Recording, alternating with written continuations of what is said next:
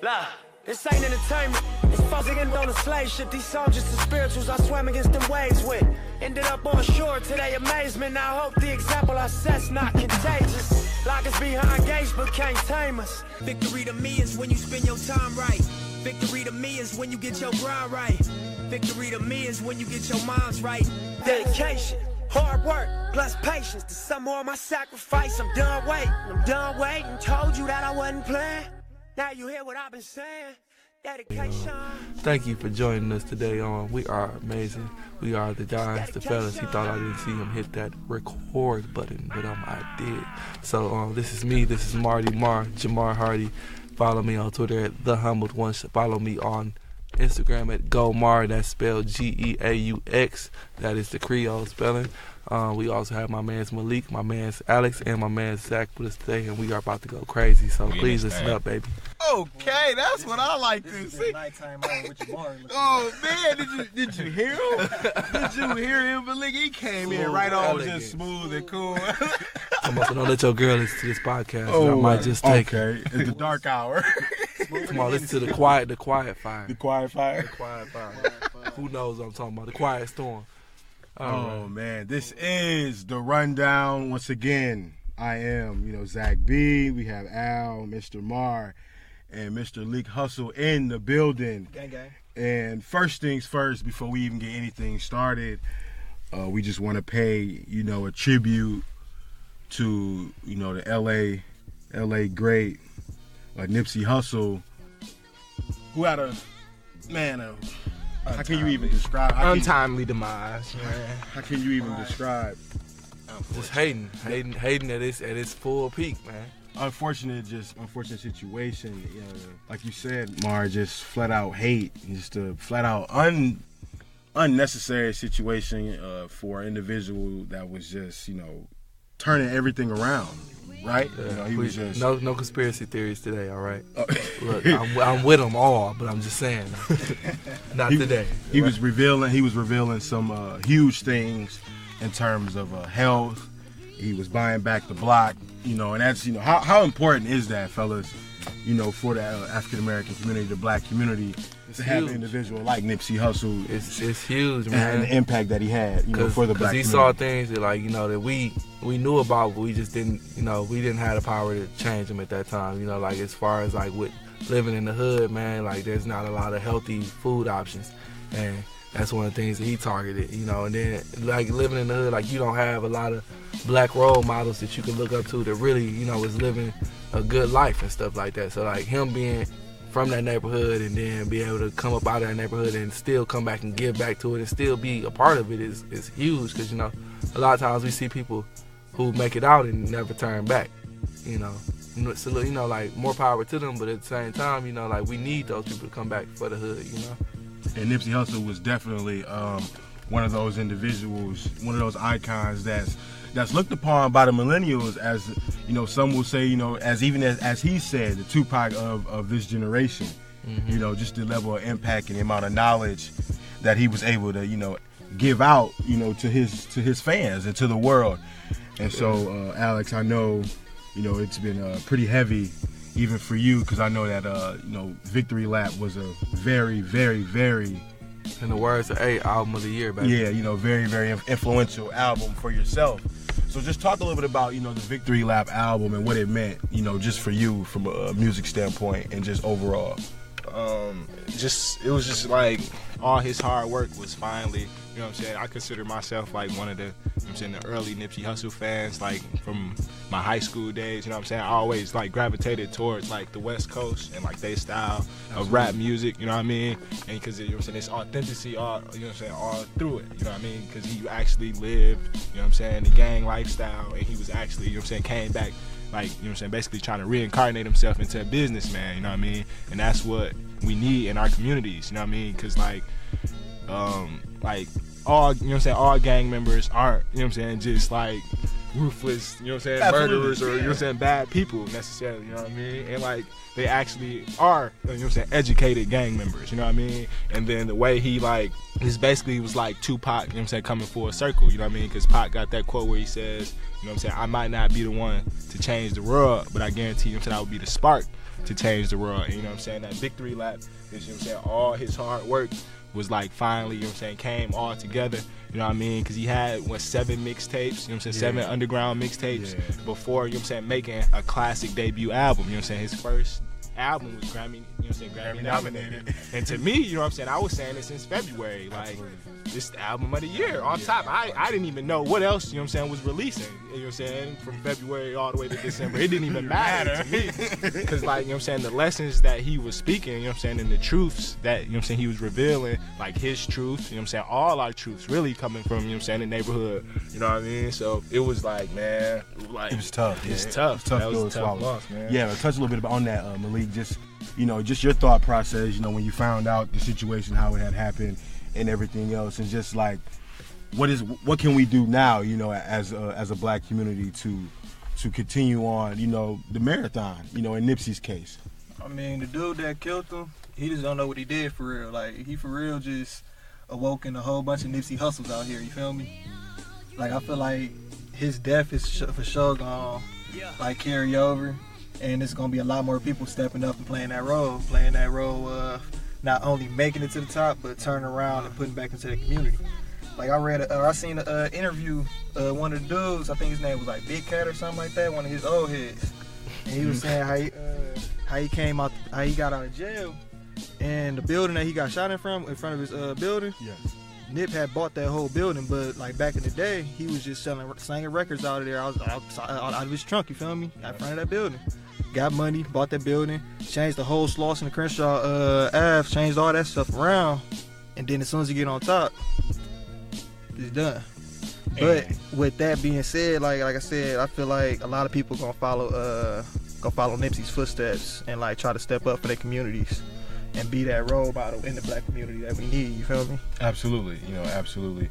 And just like one of the rappers that's been through and has even foreseen, you know, a lot in terms of violence and gang violence and you know, injustice and, you know, brutality within the own city of Baton Rouge, you know, Boosie, you know, and he even said it in an interview one time, and I know you can extend on that, just the level of hate that you can have within your own city.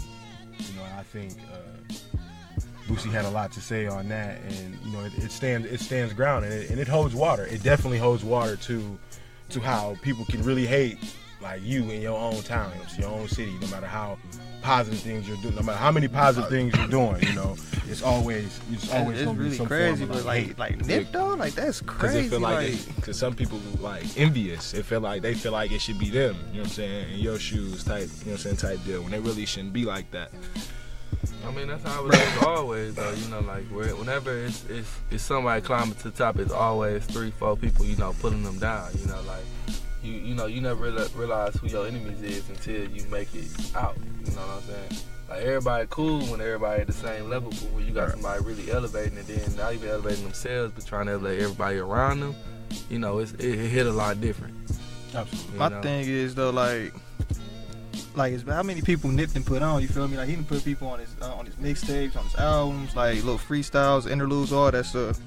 And I don't know if the dude, like, I heard a story that he was an up-and-coming rapper. I done heard that he was a snitch for the Rolling 60s, whatever. Let's say he was like a up-and-coming rapper. Like, what's stopping you from, you already clapped his hand, you already talked to him and everything. Like, what's stopping you from just asking him, like, listen to my music? Give him a CD. Like, I'm sure he probably would have listened to it. At the end of the day, you gotta look at it as, like, you know, like, and I, you know, like, me being who I am and spiritually and stuff like that, like, you gotta look at it, and the best example I can give to you is Jesus Christ, you know, with Judas Priest.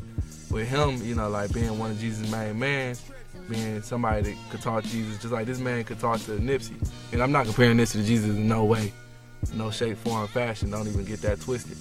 But at the same point, it's like, you know, like, no matter how good of a person you is, it's always gonna be somebody out there who hating on you from afar, hating on you even from your inner circle. You know, that it's crazy. That's the world we live in. You know, and like we talked about this. You know, like, it's like, you know, if you had a man like that, you know, clearly it wasn't as heated as we thought it was. But, you know, like, for nobody to be on alarm and be like, okay, he could come back. Because clearly it wasn't like that. So, like, you know, it's way deeper than rap at this point. But at the same time, like, you know, like, we can't be mad about it, sad about it. We just got to continue to, you know, like, listen and continue to grow. You know, like at the end of the day, Nipsey wanted us to be better people. So, you know, like, hey, that's what I'm continuing to do, you know, continue to live my life to be better. Absolutely. You know, the marathon, it definitely continues. You know, I just wanted to, you know, give Nipsey, you know what I'm saying, that moment, you know, just to give us that opportunity to just, you know, reflect on, you know, our main mans, you know, Nipsey Hussle, you know, the powerful music, the influential music he's given us, the influential words he's given us in interviews, you know, all those sorts of things as we continue to move forward, you know, with the rundown. And now, March Madness, gentlemen, it is coming to a conclusion. March was mad. March was definitely mad. Brackets busted. Beat up, tortured, stomped on, all except for Mr. Malik over there. Speak for y'all. Said, okay, you right. Okay. Because we got a true one in here. Let me go look at my percentage. Go ahead, right Malik. now. This your segment. What you mean? The floor is yours. First thing, but before we introduce Mr. Malik and his, you know, great job of being able to select them and pick them and everything else, just got to shout out to you for having correct. You are a part of the 0.5% of the entire world who has the national championship game for NCAA college men's basketball. Because you're weird. Why I gotta be weird? Who just picked Texas Tech in Virginia? You chose. You foresaw some defensive BS. That's what you said. In Virginia. The game gonna be 10-11. Yeah, you picked Virginia and Texas Tech. Dissect your bracket and how you went about this. I'm gonna be honest. Just start from the Elite Eight. Like just going from how you picked the Sweet 16 even, and then the Elite Eight, and how you got down to selecting Virginia and Texas Tech. I'm gonna be honest. Virginia, I was kind of iffy on just because of what happened last year and all that. So I didn't know exactly. I didn't know exactly how they see or how they postseason was gonna go. But after I got to the Sweet 16 for real, and I seen they had like Oregon and Purdue, or I picked UC Irvine to play against them in the Sweet 16. I mean, they for sure can beat UC Irvine. Then going on to Purdue and Auburn, like I don't know, something in me, I just felt like I should pick Virginia. I don't know, I didn't have no specific reason, I just picked them. You Texas picked Virginia Tech, over from the Sweet 16, I picked them over Oregon or over UC Irvine. That's who I had over Oregon, but Oregon won. And then they beat Purdue 80-75. Then they beat Auburn, and now they in the shit. So it's just that simple, huh? Texas Tech, I ain't had no reason for picking Virginia. That was just like that was a fluke, number one seed, right? Yeah, Texas Tech, I ain't gonna say they had an easy road, but that's how you look. Like they toughest game in my eyes was they had Michigan, which they took care of. They didn't even have to see Duke, so they didn't have to worry about Duke. And then they had Michigan State. So Michigan and Michigan State, they just had to make them two things work, and that was all they had to do. But they got defense on their side. They got long players in the that's starting off the bench. Jared Culver out here dunking on folks, driving to the lane, shooting threes, knowing what he do. Got the forward Mooney. And then, who is number 13, bro? Who's number 13? The point guard? Is he the point guard? What's his name? Because one of them sitting on guard. The white dude. The point guard. Oh, I know who you're talking about. He's like a point guard. Yeah. A bucket, you know? Bro. I ain't even know he was like that. See, that's where everybody is like. Everybody's like, we know he was like though. that. And then he get the scoring. It's like, oh my God. So they can score and play defense? Yeah, he might have been second half team too. He might have been overshadowed by a couple of players. Neither one of them won the national championship. Or one of their players is out. Something like that. Who, Texas Tech? Yeah. It don't seem like it's affecting them.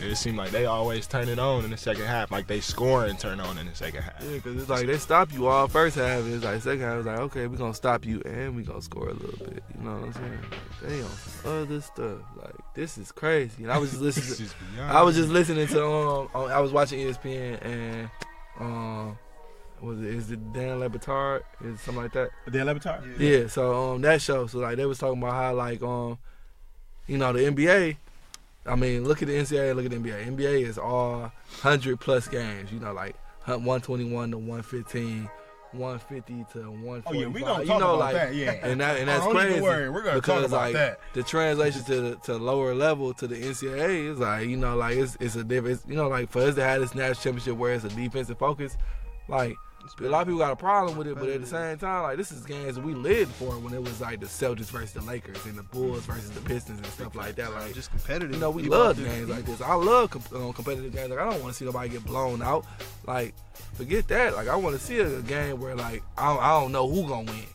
You know? Yeah, and I think that's what it's coming down to with the Texas Tech and Virginia game too, because of course, you know, everybody's saying it's going to be a pretty defensive game, but Culver, I think he's going to come to play. I'm hoping he at least puts up 20 points, because if he can put up 20 points, that's at least 35 to maybe 40% of the scoring they're going to have total for the entire game anyway. So, you know, I'm definitely rooting for Texas Tech. Yeah, okay. But until they get to come out here scoring that thing, we're going to be like, oh my God. So how far did you have Gonzaga, Malik? Because I had Gonzaga. He had Texas Tech being Gonzaga. You did? Yeah, I had them beating them in the Elite Eight. Now, what was your thought process for that game? Because Gonzaga was a pretty good team. They're pretty. They always got a good team, but this team was different too. You know, this team was a different type of Gonzaga team. You know, they played defense, and not only did they play D, they were able to have some scoring too. From what's his name, Alex? Hashimura. Rui Hashimura. You know, he's a future mid-first round pick. How'd you think about that and in that process of selecting that team? You were selecting Texas Tech. I mean, I just went with Jerry Culver, to be honest with you. Okay. Jerry Culver over, I ain't gonna lie, what's his name? Hashimura, yeah. He a better bucket getter than Jerry Culver for sure. But Texas Tech is the better team in my eyes. Like I said, like the defense, like I've always been a defensive player growing up, especially in high school. Like that's what we taught. That's what we was taught. That's where the thought process. Yeah, like that's what we was always taught, defense. So whenever I look at basketball, that's why I was talking to you last night about the scores and all that, because like I'm a defensive player. Well, I don't play defense now when we got the rec, because I'm old. But when we get the play, I'm like, go get him, boy.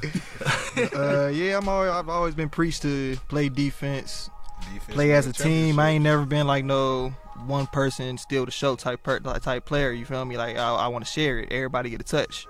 Everybody get back on D. That's how you earn your minutes. You play defense. You feel me? Absolutely. This is crazy, man. Because Malik was like, what you just saying, like Auburn versus Texas Tech? Or something like that. Oh yeah, I was. Cause then, like, but then all along you have Virginia versus Texas Tech in your final. I was only saying that because I was only saying, yeah, that's what I'm saying. It would look better. It probably. And Auburn shouldn't have made it as far as they made it. That's why I was saying that. You feel me? But you had to have little Malik out there, man. Bro, you seen? What's his name? Jerry or no, it's Jared for sure. It's Jared. Jared Culver or no? No. The point guard for Auburn, the small, 5'11" dude. Oh, Spencer. His last name's Spencer. Nah, not him.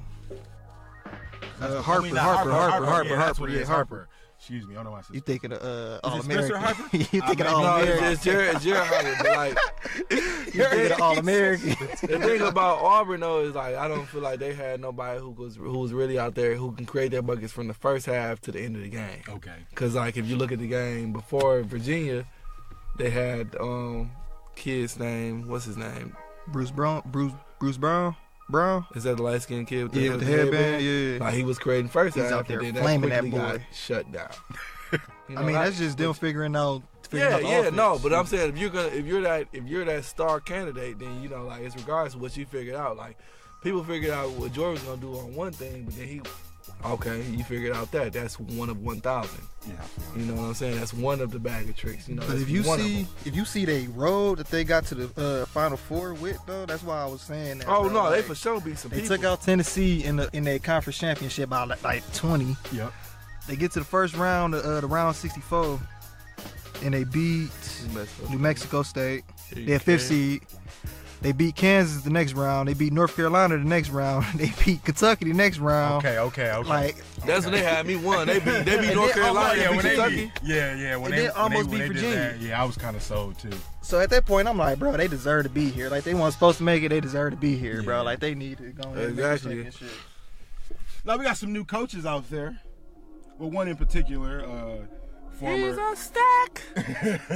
How? He's a former NBA player, former Detroit Piston, former Washington Wizard. Stack. went around the NBA in terms of coaching.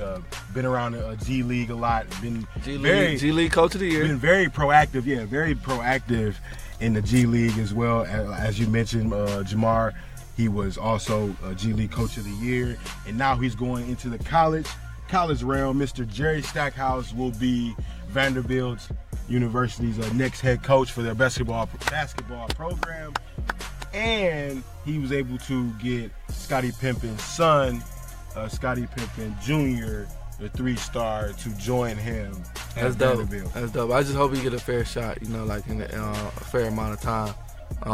The previous Vanderbilt coach, I was actually there. We had a track meet at Vanderbilt, and I found out we was there, got there Thursday. So I found out Friday morning they had fired the head coach Friday morning. And that coach got 3 years. In 2 years he did okay, and then the last year he didn't win a game in conference. So I could see that. But I just hope that, Jerry has a better time there, in the SEC it's going to be difficult, but I feel like Jerry, was a good enough player, great player. And then, clearly he just won G League Coach of the Year last year, and they're heading to this year. So, it'll be good. And then, like you said, they got, who is it? Penny? Not Penny, but, is it Penny? Scotty's son. So, yeah, Scotty's son. So that'll be good. I'm excited to see what he does in this college realm. Yeah, Malik. I wonder how, because Larry from Vanderbilt, I wonder how he would have been if he would have had a couple years under his belt under Stackhouse. What'd your professor say? What'd your professor say, Alex, about Larry Austin and Vanderbilt? He can shoot. He said if he could shoot, he'd probably still be there or something. He said, I'm like, bro, you professors be tripping, man. Man. That ain't funny though. If you can get to the bucket, baby. Yeah. So Malik, what does this actually just say about the direction in terms of head coach and leadership being represented for minorities, heading in a direction for head coaches, like Jerry Stackhouse? Oh, I love it because it ain't too many of us out here, you feel me? Yeah. Especially in the athlete sense. Jamar preaches this all the time, it ain't too many of us that's out here, and us as athletes, we're listening to these people that's older than us, our coaches and everything, and they ain't been through the same struggles as us. They don't look nothing like us. It's hard for us to just talk to them, open up to them, and even trust them that they got our best interest. You feel me? So having Jerry Stackhouse, especially Jerry Stackhouse and Penny Hardaway, somebody that's actually been in the league and has success and everything, step up and be coaches in that at good schools like Memphis, and especially at Memphis, they got a good history and everything. And at Vanderbilt, that's great because now that's a good recruiting tool to get more minorities at those schools and everything. And to even pull more minority, they probably know where to look at for basketball players and things like that. So sure. I feel like it's definitely an upside too. It's definitely a step in the right direction. I just hope that it doesn't take for. I just hope in the future to come, it doesn't take for us to be professional athletes for us to get those types of jobs. Yeah. There's more candidates out there. Not saying that they're better than Jerry Stackhouse because obviously he has the experience and he has the knowledge. But there are other candidates out there who went to school and learned everything and then working their way up who, hasn't got the opportunity yet. So hopefully this opens the doors for more candidates like that. Me and Zach just had the conversation last night about all this type of stuff, So this is great, just seeing more familiar faces as, you're being taught to, not degrade, not talking about anybody, talking down anybody else, but being there, me and Malik were athletes growing up and stuff like that, and getting to the collegiate level. My first coach outside of hurdling and my sprint coach was a white man, and cool dude and all that. But at the same time, it's a little easier to relate to somebody that struggles like you, and still goes through the same things. Yeah, and someone that that looks like you and absolutely can relate.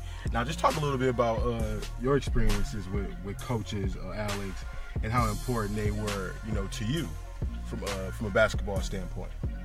Oh yeah, really, coaches are, they supposed to be looked at as a role model type figure, or a second father figure for some kids out here, Some kids don't, have fathers in their homes and stuff like that, and they turn to athletics and, and coaches to fill that void, and for a lot of kids out here, you know what I'm saying, sports is all they have, really. You know what I mean? It's like a getaway, you know what I'm saying, to get away from problems, to, you know what I'm saying, escape, and like, you know what I'm saying, just channel some frustration, some aggression, you know what I mean? So like, getting coaches that's relatable to the kids, you know what I'm saying, it's a win-win for, you know what I'm saying, for both parties, for the university and also for, you know what I'm saying, kids out here that need people, you know what I'm saying, to look up to, you know what I mean? That look like them, right? I agree with you 100% there. Shout out Chris Fowler. He one of the assistant coaches down at Michigan State right now. If you don't know, Chris Fowler was our point guard here at Central Michigan. Was like 2011, 2012 through 2015, something like that. Yeah, something like that for sure. So yeah, like that's a big thing, you know, because like not only do coaches are supposed to be that second father figure, and they're also supposed to mold you into a young man, you know. Like for black people, period, for black men, period, you know, like it's a good to, you know, to get to that next level and see a familiar face, because everybody doesn't know like what you deal with on a day-to-day basis, but to have that person there that's like, you know, like to yell at you and know where that anger is coming from, you know, because they want you to do better, you know, like it means a little something more. Yeah, it's actually funny though, because like when I was interning down in the IAC, one of the coaches that wrote my letter of recommendation, Joe Paul, he went down to coach at Utah State. He was telling me how, because you know I ran track and everything, like I'm good at coaching speed, I'm good at coaching like things like that, like football and stuff like that. You can get me together? I got you, bro. All right. give me a good month. I got you. Maybe more than a month. No. But he was basically telling me how good of a coach he thought I would be, and especially a good of an asset I'd be to just different programs through the country, because I am a minority, and I don't have necessarily had it right, but I can walk into a football program and talk to the black athletes a certain way that they can't talk to them. You feel me? I can yell at them a certain way that they will understand, but if one of them tried to yell at them like that, it would be a problem. Yeah, it's like a different psyche. Yeah, it's a different psyche. Yeah. It ain't like on no disrespectful things, or it ain't like it's just something that they look at me. I'm the only black person in the weight room. They feel like they can connect with me, which they can. And I don't know, that was just cool, because it was something like I ain't never heard that come from like a non-minority's mouth before. Like, man, but you can be an asset with these type of skills you got. It's true for sure, man. Because like, you know, like it's just sometimes it's just easier, you know, like you a little bit more relaxed when you're seeing somebody that looks a little bit like you. And then not even that, like, you know, like some of them athletes, you know, seeing you, that known you to be an athlete there, so like they know that you understand all the struggles. So like with Jerry Stackhouse, it's like, okay, you know that he came up through these same rankings that I'm going up through now, so it's easy for me to be like, okay, I can go talk to Jerry instead of talking to a man that you ain't never seen do nothing. Right. You know, right. and never had to go through any adversity. So it's like, why am I gonna come to you with my problems if you don't even understand where I'm coming from? For real. But on the brighter side, is at least for Baylor, going to women's basketball. Yeah. Shout out to women's hoops, man, because they really out here doing that thing. You know, shout out to Fran. High school, you know, she won the high school dunk contest. I don't know if y'all seen her, but check her out. I can't think of her last name right now, so apologies for me. I don't know if she's going to Baylor. She should go to Baylor because they just won that championship. But then again, she shouldn't, because they only won in 7-year span. So yeah, congratulations, like you said, Jamar. Congratulations to Baylor University. They topped Notre Dame, which I was on the fence of who I wanted to go with. I know Baylor had only lost one time. And so that was kind of, you know, that was interesting. I wanted to see them kind of only win, you know, only lose one game throughout the whole season. But then on the other side, you got the phenom, you know, Mr. 2-4. Yeah, exactly. Alagumawe. Ain't no underdogs in this competition. You know, like, that's the bad thing. She's a superstar in itself. You know, it's 31 points. She's going to be a phenomenal player in the WNBA at the next level. Yeah. Hey, hold on, Zach. I want to point something out to you. Because you remember when you was talking about like CMU basketball, how you thought like minutes and all that would be a problem? Yeah. Bro, both teams only played 2 people off the bench. But that's how it is in like women's college basketball. I'm about to say in Notre Dame, the 2 people off the bench only played 5 minutes. It's like, go ahead, get them a rest, and then you gonna sit back down. Oh yeah, championship. Ain't no messing with the mixture. Yeah, it probably would. Yeah, that's playoff rotation right there. That's crazy to me. Nobody played. I was like watching the game. I didn't notice like they weren't really subbing out like that. 40 minutes is she played the whole game. You know, Alagumbe. She played the whole game. If I can say it right, you know, I'm having trouble saying that name. I think she's Nigerian. Regardless, I mean, we know who she is, though, and that's the thing about, like, we don't give enough credit to women's basketball. Like, a lot of them do that. You know, because we looked at it all year with Presley Hudson and Raina Frost, you know, playing 40 minutes a game. It's like, Raina out here averaging a double-double, boy. All-American. Yeah, Presley Hudson. Shout out to Presley Hudson. Shout out to Raina Frost, All-American. What Presley Hudson do? 77 out of 100 threes in the three-point shootout. Flamethrower. Yeah, so that's you know, that's putting Central on the map in that regards, you know, and women's basketball. And she hit that half-court shot for the skills challenge time. We need some of them top 25 women's hoopers. You know what I'm saying? Come on, bring man. Bring them out. Fire up, man. Well, shake it up a little bit. Stop going to Notre Dame, Baylor, and UConn, man. Come to Central Michigan where we really getting players, where we really get y'all to the league. Come to Central Michigan where it's really popping. Player development at its finest. You know what I'm saying? Come out to the place. Coach G gonna get y'all right down here. Recruitment pitch one at a time. Recruitment pitches one at a time. Come on, if you tired of assistant coaches being up in the videos, All in the videos. All on the court. Come on, come to Central Michigan. Man, it's really going down. Now, something that was interesting about the women's Final Four. Something that was interesting about the women's Final Four was that the ratings were an 11% increase from the previous year.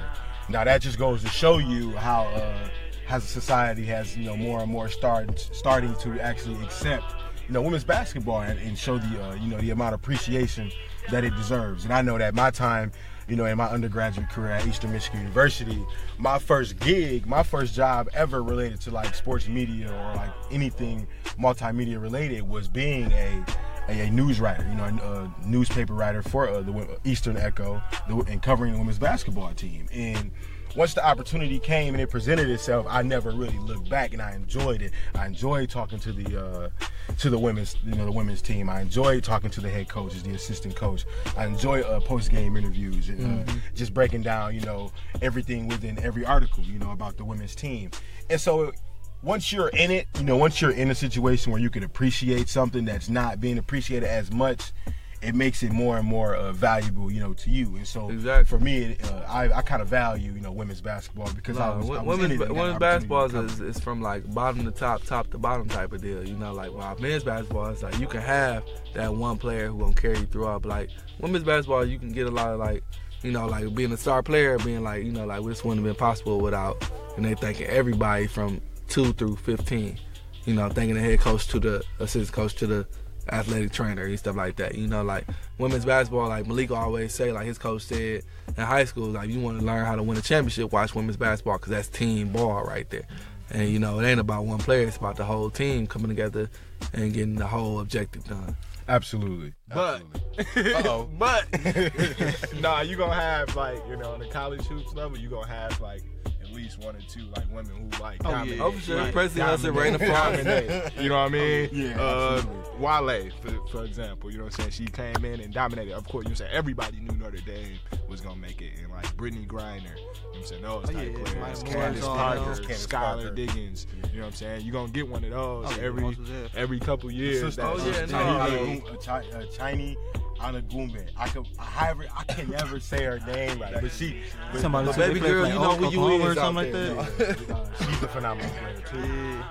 And so you know, you have, like you said, all those previous players that's come before this game, and then you have this game. You got a graduate student in Chloe Jackson who's never played point guard in her life, with her and she goes out there and she scores 26 points and gets 5 assists and steps up in a big part of the game. Just like she did in the game before that. Scored that game-winning layup. I mean. Exactly. And then, like, you know, one of the top players for Baylor goes down, Lauren Cox, who's probably will end up returning next year and really have an impact for Baylor to go back to the Final Four. But, you know, they lose her early on into the game, and it's up to Chloe Jackson, the graduate student.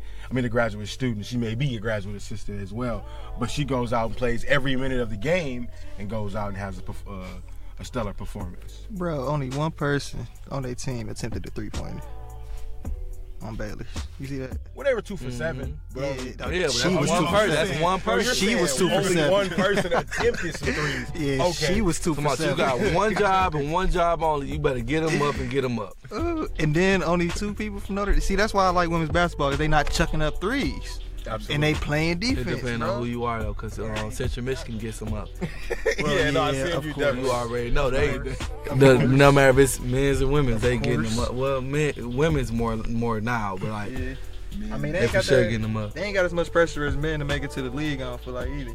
That's why they play Yeah, that no, team ball. for sure. They know, like, unfortunately, they know, like, even if they go to the league, they only get paid $50,000, $60,000 a year, Which for isn't 6 enough, months. right? Yeah, for Which 60 isn't months. enough. So they not really keying in on that. You feel me? They just want championships. They just want to play with their team. They going all 4 years. You feel me? Yeah, absolutely. And WNBA draft is obviously soon to come. But it's just we just don't get enough like hype for that for the women's draft, for the women's league, for any of that. Like even for men's, like we talk before they even start playing about like who's number one, who's number two, and then like all throughout the season we like, okay, well that guy just moved up a spot, that guy just moved a spot. We never sit there and watch women's basketball. We hardly ever watch women's basketball if we're talking honestly, and we never sit there and be like, oh, Ana Gumbe is gonna be the number 2 pick, number 1 pick for sure. Because at the end of the day, like they can be number 1 pick, but it's like they still not getting paid as much as the 30th pick in the NBA draft. Okay, yeah, absolutely. Because like we sit here and watch the NBA draft, and like, oh, that guy fell out of the top 10. He only making a couple million now. While the women, it's like you fell out of the top 10. It's like is you even gonna make more than what I'm making at McDonald's, working 40 hours a week all year. Like regardless, you playing the game that you want to play, but it's just like the respect just isn't there. Yeah, definitely, and I think equal pay is definitely something that needs to be mentioned. And I don't think necessarily WNBA has to make the same amount of money as the NBA players, because that's a huge far stretch. Yeah, but then you gotta think about the crowd there too, though. Like NBA games, like regardless if it's a Detroit, Phoenix, or if it's going all the way to the Lakers, and then the Knicks and stuff like that, like with their fan engagement. Like you getting not necessarily full crowds, you getting a big crowd engagement, stuff like that. TV contracts. Yeah, but then again, with the men's side is how are we, talking about it. Like we on promote it and everything like that. Like with the clothing brand and stuff like that, it's like if you're gonna promote it like this, then you're gonna pay the players because you're getting more people there. Women's, it's like we're gonna promote it a little bit. Yeah, they don't promote it at all. And like I put it in my presentation a couple weeks ago, like they'll have women's sports on like ESPN2, ESPN3, ESPNU. And we not watching that. You can't get it. Or you unless can't have, got or the you don't have the subscription. or you don't not even have the That's channel. what I'm saying. So in that case, you got to pay $15 or $20 for a month subscription just to watch this team play. And Which you might not necessarily watch all female sports. You might just watch that one team. You feel me? Yeah, absolutely. But you got to pay $20 for a membership. Which is sometimes unfair. But yeah, women's basketball, I believe, is slowly heading in the right direction in terms of notoriety, in terms of promotion, promoting, because the men's WNBA, I mean not WNBA, but the NBA, they went out on a limb last year and they've done a better job of promoting the WNBA and women's basketball and things like that. So I think it's all worked out, and the WNBA draft it's coming up, and we'll see a few names that were in the Final Four. We'll see their names being selected in this upcoming WNBA draft. Asia Durr from Louisville. We got to see her up close and personal when they traveled up here to CMU. A bucket, a real life bucket. Tierra McCohen from Mississippi State. That's a notable name. Jackie Young, she just played in the championship game for Notre Dame as well. Nafisa Kalir from UConn. She's an exceptional player. 6'2" forward. Agunga Balawe from Notre Dame. She'll obviously be going somewhere special at the next level WNBA. Right now, it looks like she could possibly end up Minnesota Lynx as being someone very important's replacement that they used to play, for the Lynx with Maya Moore. Stepping away from the game. Yeah, so that'll be interesting. Then you got Kalani Brown, the 6'7" center from Baylor. She'll be in this draft too as well. And then Megan. Is that the center from Baylor who could dunk? Like really good? From Iowa. Who got the bounce? Kalani Brown? That what you said, Kalani Brown? Nah, that's that. I thought. Kid What? Kids listen to this shit all the time. Who listens to this shit? No, there's also an Asian individual. Yup, Han Zhu. She is 6'9", center. From China. That's From what's China. up. So she'll be potentially coming over to the WNBA. Women's basketball breaking barriers, you know what I'm saying? That's what's up, man. Yeah, definitely breaking Hold on, did y'all barriers. see the dunk contest? The high school dunk contest? Yes, I did. Oh yeah, Y'all she see my was baby for sure jumping over? Fuck, man. Man, no, for sure. She It's a new dawn. It's a new day. We just get got some more of it. that. But that's the good thing about that dunk, the Powerade dunk contest on Slam Fest, or is that what it is, Jam Fest, something like that. Like it's that's the good thing about them is they're giving them a spotlight. You know, that's the only difference between men and women is that we just get them more of an audience. You know, so with giving them more exposure, it'll be better for them. You know, to get them more pay and stuff like that. Because that's one of the biggest differences is that like more people just watch. You know, man, the NBA than the WNBA. Like, you know, and one of the things is like we don't even know when it airs. So You gotta get the app. Get the WNBA app. That's all I can really suggest. I shouldn't. But do I need an NBA app to watch the games? You know what I'm saying? Like I feel what you're saying. Like, cause if I'm really interested in it, then getting a WNBA, but you gotta really be a fan of it or really be interested in it. You know, aside from NBA, you know, like you be watching, you know, TNT, ABC on a regular show, and then the commercial be like, don't forget to tune in to the Lakers versus the Spurs. You know, like you get that. So what you're saying is they could do the same thing for the WNBA. They could. as well. Could. You know, are they? I don't know. Time will tell. But you know, we'll see. Well, this concludes the first edition of this part of the podcast. Don't go anywhere. We will continue this thing. We'll keep it going. We'll keep it rocking. Don't go anywhere. What's up? You my opposer when I want freedom. You my opposer when I want justice. You my opposer when I want equality. Want me to go somewhere and fight for you? You won't even stand up for me right here in America.